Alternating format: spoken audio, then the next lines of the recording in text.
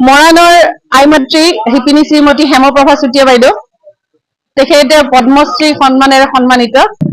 নমস্কাৰ ফালৰ পৰা সেৱা জনাইছো।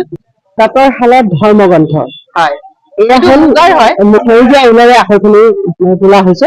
ইয়াত প্ৰায় 150 ফুট দৈৰ্ঘ্যৰ, বহুত কষ্ট।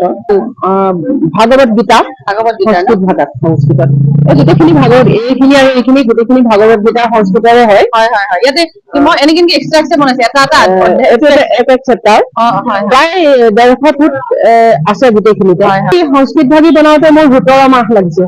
17 মাহ আপুনি পুৰা নিজে বনাইছে?